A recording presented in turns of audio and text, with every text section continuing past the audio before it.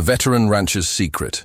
The shovel hit something hard beneath the parched earth, and Sarah knew her life was about to change forever. What she unearthed that scorching afternoon would connect her to a man who had carried a secret for 37 years. A secret that would either destroy them both or finally set them free.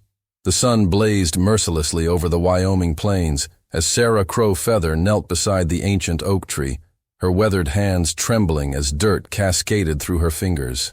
The metal box felt heavier than its size suggested, as if the weight of decades pressed down upon its rusted surface. She had been drawn to this spot by stories her grandmother whispered on winter nights, stories of a cowboy who had loved too deeply and lost too much. 15 miles across the valley, Thomas Mackenzie sat on his porch, watching the horizon with the same intensity he had maintained for nearly 4 decades. His ranch stretched endlessly before him, a testament to years of backbreaking labor and unwavering determination. The leather of his boots was cracked from countless hours in the saddle, and his face bore the deep lines that only the harsh western sun could carve. At 62, he remained as formidable as the day he first rode into Clearwater County, though few knew the burden he carried in his chest. The townspeople of Clearwater had long ago stopped asking about Thomas Mackenzie's past. He was simply the rancher who appeared one autumn morning in 1888, purchased the struggling Double M Ranch with cash nobody expected him to have, and transformed it into the most prosperous spread in 3 counties. His cattle were the finest, his horses the strongest, and his word was his bond. But Thomas never spoke of the years before his arrival, and the silence around his history had become as permanent as the mountains themselves. Sarah's fingers traced the intricate engravings on the box's surface, recognizing the symbols her grandmother had taught her to read. The Cherokee markings told a story of love and loss, of promises made under starlit skies and broken by the cruel realities of a world that would not accept what the heart demanded. Inside, wrapped in oiled leather, she found a collection of letters tied with a faded blue ribbon, letters written in a hand so familiar it made her breath catch in her throat. The first letter was dated September 15th, 1887, and began with words that would haunt her dreams. My dearest morning star, I fear this may be the last time I write to you, for the path ahead grows darker with each passing day. The men who pursue me grow closer, and I cannot bear the thought of bringing danger to your doorstep. Know that every sunrise reminds me of your laughter, and every sunset carries my love to wherever you may be. Thomas had spent the morning mending fences on the eastern pasture, the same ritual he performed every Tuesday for the past 37 years. The work kept his hands busy and his mind occupied, though nothing could completely silence the voices that whispered in the shadows of his memory. He had built this ranch into an empire, employed half the men in the county, and earned the respect of every rancher from Montana to Colorado. Yet success felt hollow when measured against the cost of his silence. The ranch hands moved through their daily routines with the precision of men who had worked together for years. They respected their boss, but they also feared him in the way that men fear forces they cannot fully understand. Thomas Mackenzie was generous with his pay and fair in his treatment, but there was something in his eyes that spoke of violence barely contained, of a past that had left scars deeper than any physical wound. As the afternoon heat intensified, Thomas noticed a figure approaching across the valley. Even from a distance, he recognized the purposeful stride and the way the sunlight caught the dark hair that flowed beneath a wide-brimmed hat. His chest tightened as the figure drew closer, and he found himself gripping the porch railing with white knuckles. After all these years, she had come. Sarah Crow Feather was the granddaughter of the woman Thomas had loved and lost, though she possessed the same fierce independence and quiet strength that had first captured his heart 4 decades ago. At 28, she had returned to Clearwater after completing her education in the East, determined to reclaim her grandmother's land and restore the dignity that had been stripped from her people. The letters in her hands were proof of a love story that transcended the boundaries society had tried to impose. The second letter revealed more of the truth. The railroad men have made their intentions clear. They want the land, and they will not be satisfied until every trace of your people has been erased from these valleys. I have seen what they are capable of, and I will not allow them to harm you or your family. The money I have hidden will ensure your safety, though I pray you will never need to use it. If something happens to me, know that you were the greatest treasure I ever found in this harsh land. Thomas descended the porch steps slowly, each footfall echoing like thunder in the stillness of the afternoon.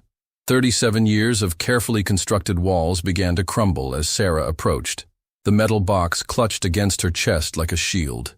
The distance between them shrank with each passing moment, and with it, the barriers that had kept them apart for so long.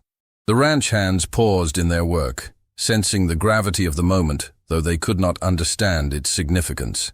Thomas had always been a private man, but the tension radiating from him now was palpable. Some of the older hands remembered stories about the boss and a Cherokee woman, whispered tales that had been dismissed as frontier folklore.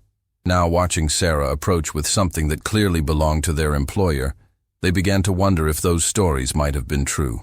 Sarah stopped 10 feet from Thomas, her dark eyes searching his weathered face for any sign of recognition or remorse. The silence stretched between them like a chasm, filled with the weight of decades and the echo of choices that could never be undone.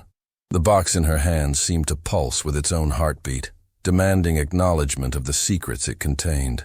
"You know why I am here," Sarah said, her voice carrying the strength of her ancestors and the pain of a family torn apart by circumstances beyond their control. The words hung in the air like smoke, and Thomas felt the last of his defenses crumble. Thomas removed his hat, revealing gray hair that had once been as black as a moonless night. His hands shook slightly as he placed the hat against his chest, a gesture of respect that acknowledged both the woman before him and the one who lived in his memory.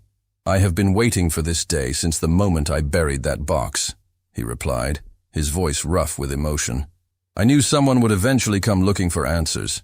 The admission hung between them like a bridge across an impossible divide.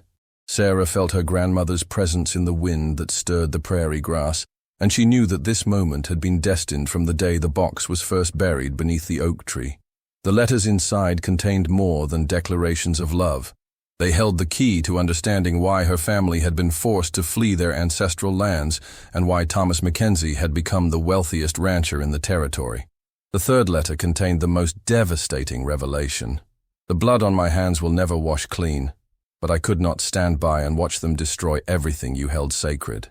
The men who burned your village believed they were acting on behalf of progress, but they were simply criminals hiding behind the law. I have taken from them what they stole from you, and I have made them pay for their crimes. The gold they hoarded while your people starved now lies buried beneath the oak tree where we first kissed. Use it to build a better future, one where children like ours might have had a chance to grow up in a world that valued love over hatred." Thomas stepped closer, his eyes fixed on the box that contained the evidence of his greatest triumph and deepest shame. "Your grandmother was the most remarkable woman I ever knew," he said, his voice barely above a whisper. "She taught me that true strength comes not from what you can take, but from what you choose to give. I have spent 37 years trying to honor her memory, though I fear I have failed more often than I have succeeded." Sarah opened the box and withdrew a small leather pouch, its contents clinking softly as she held it up to the light. Inside were gold coins, each one bearing the mark of the railroad company that had driven her people from their homes. The weight of the pouch seemed insignificant compared to the weight of the truth it represented. Thomas Mackenzie was not just a successful rancher, but a man who had risked everything to right a terrible wrong. "She never told me about the gold," Sarah admitted, her voice thick with emotion. "But she told me about the cowboy who loved her enough to fight for her people when no one else would. She said he was the bravest man she ever knew, and that someday his story would need to be told." The sun began its descent toward the western mountains, casting long shadows across the ranch yard. Thomas felt the weight of decades lifting from his shoulders as he looked into Sarah's eyes, and saw not accusation, but understanding. The secret he had carried for so long was finally free, and with it came the possibility of redemption he had never dared to hope for. "I killed 3 men that night," Thomas said, his voice steady despite the magnitude of his confession. "The ones who led the raid on your village, who burned the homes and scattered the families.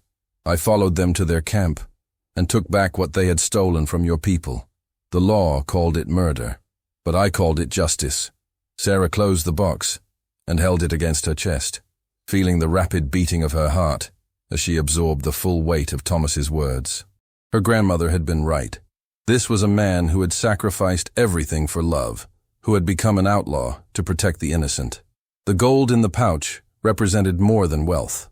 It was proof that someone had cared enough to fight for her people when the rest of the world had turned away. The confession had taken enormous courage, and Sarah recognized the pain that had driven Thomas to such desperate measures. She thought of her grandmother's stories about the night their village was attacked, how the flames had consumed everything they held dear, while the railroad men laughed and counted their profits. The image of Thomas Mackenzie riding into that camp, driven by love and righteous fury, filled her with a complex mixture of admiration and sorrow. "The railroad men put a price on my head," Thomas continued, his eyes distant as he relived memories that had haunted him for decades. $5,000 for the man who killed their agents. I changed my name, grew a beard, and rode north until I found this place. I used their own gold to buy this ranch, and I have spent every day since trying to build something worthy of your grandmother's memory." The revelation explained so much about Thomas Mackenzie's mysterious past and his fierce dedication to his ranch. Sarah understood now why he had never married, why he had never spoken of his life before Clearwater, and why he had always treated the few Native Americans in the area with such profound respect. He was a man in exile, carrying the burden of necessary violence and the weight of a love that had transcended every boundary society had tried to impose. "She forgave you," Sarah said, her voice carrying the certainty of someone who had been raised on stories of love and loss. "My grandmother spent her last years telling me about the cowboy who had loved her enough to risk everything. She said forgiveness was the only path to peace, and that hatred would only perpetuate the cycle of violence that had already claimed too many lives." Thomas felt tears he had not shed in decades beginning to well in his eyes. The absolution he had never believed possible was being offered by the granddaughter of the woman he had loved and lost. The ranch around them seemed to shimmer in the golden light of the setting sun, and for the first time in 37 years, Thomas felt truly at peace. "I have something that belongs to you," Thomas said, turning toward the house. "Something I have kept safe all these years, waiting for the right person to claim it." Sarah followed him into the ranch house, her heart pounding with anticipation and dread. The interior was spartanly furnished, but meticulously maintained, with few personal touches beyond the practical necessities of a working ranch. Thomas led her to a bedroom at the back of the house, where a large trunk sat beneath a window that looked out over the valley. Inside the trunk, carefully preserved in cedar and lavender, was a collection of items that told the story of a love that had defied every convention of its time. There were photographs of a young Cherokee woman with eyes that sparkled with intelligence and mischief, clothing that had been made by hand with intricate beadwork, and a small cradle that had been carved from pine and decorated with symbols of protection and hope. "We had planned to marry," Thomas said, his voice breaking as he lifted the cradle from the trunk. "She was carrying our child when the railroad men came. The stress of the attack, the fear and chaos. She lost the baby 3 days later. I held her as she grieved, and I swore that I would make them pay for what they had taken from us." Sarah reached out to touch the cradle, feeling the smooth wood beneath her fingertips and imagining the child who should have been rocked to sleep within its confines. The tragedy of her grandmother's loss suddenly became personal, and she understood why Thomas had been willing to become an outlaw to seek justice for her people. "She named the baby Joseph," Thomas continued, his voice barely audible. "Joseph Morning Star Mackenzie. She said he would have been a bridge between our two worlds, a symbol of what was possible when love conquered hatred. I have kept this cradle all these years, hoping that someday there might be another child who could carry on what we had started." The room fell silent except for the distant sound of cattle lowing in the evening air. Sarah felt the weight of her grandmother's story settling into her bones, and she understood why she had been drawn to this place and this man. The letters, the gold, and the cradle were all pieces of a puzzle that had been scattered by tragedy and reassembled by the patient work of time and memory. Sarah examined the photographs more closely, seeing her own features reflected in the face of the young woman who had captured Thomas's heart. Her grandmother had been beautiful, with high cheekbones and expressive eyes that seemed to hold the wisdom of generations. In one photograph, she was laughing at something beyond the camera's range, and Sarah could almost hear the sound that had once filled Thomas's world with joy. "Tell me about the night you met her," Sarah said, settling into a chair beside the trunk. The request seemed to unlock something in Thomas, and he began to speak with the fluency of someone who had rehearsed these memories countless times in the privacy of his own mind. "It was during the Harvest Festival in September of 1886, Thomas began, his voice growing stronger as he lost himself in the recollection. "I was working as a deputy marshal then, trying to keep the peace between the ranchers and the tribes. Your grandmother was helping to organize the trading, and she had a way of making everyone feel welcome, whether they were Cherokee or cowboy or anything in between." Thomas described how Morning Star had approached him during the festival, offering him food and asking about his work with a directness that had both surprised and delighted him. She had been unimpressed by his badge and his reputation, treating him simply as a man who might be hungry and far from home. Their conversation had stretched late into the night, and by dawn, Thomas knew he had found the woman he wanted to spend his life with. "She was the smartest person I ever met," Thomas continued, his eyes growing distant with memory. "She could speak 4 languages, knew more about medicine than most doctors, and had a way of seeing through to the heart of any problem. But more than that, she had hope. Even when the world seemed determined to crush her people, she believed that things could get better." Sarah listened with growing fascination as Thomas described the months that followed their first meeting. He had begun finding excuses to visit the Cherokee settlement, officially to check on the peace, but really to spend time with Morning Star. She had taught him about her culture, her language, and her dreams for a future where their children could grow up without fear or hatred. "We met in secret for almost a year," Thomas said, his voice dropping to a whisper. "We both knew that our relationship would be seen as scandalous by both our peoples, but we could not stay away from each other. Love had made us brave, and for a while, we believed that courage would be enough to overcome any obstacle." The 4th letter, which Sarah had not yet read, contained the most heartbreaking details of their relationship. Thomas had proposed marriage beneath the oak tree where she had found the box, and Morning Star had accepted, despite knowing the dangers they would face. They had planned to travel to California, where attitudes toward mixed marriages were more tolerant, and start a new life together. "The railroad company learned about our relationship," Thomas continued, his voice hardening with remembered anger. "They saw it as an opportunity to discredit me and remove the one lawman who was willing to protect your people. They started spreading rumors, threatening my job, and making it clear that anyone who associated with me would face consequences." Sarah felt her anger rising as she imagined the pressure that had been brought to bear on Thomas and her grandmother. The forces arrayed against them had been enormous, not just individual prejudice, but institutional power wielded by men who saw Native Americans as obstacles to progress and profit.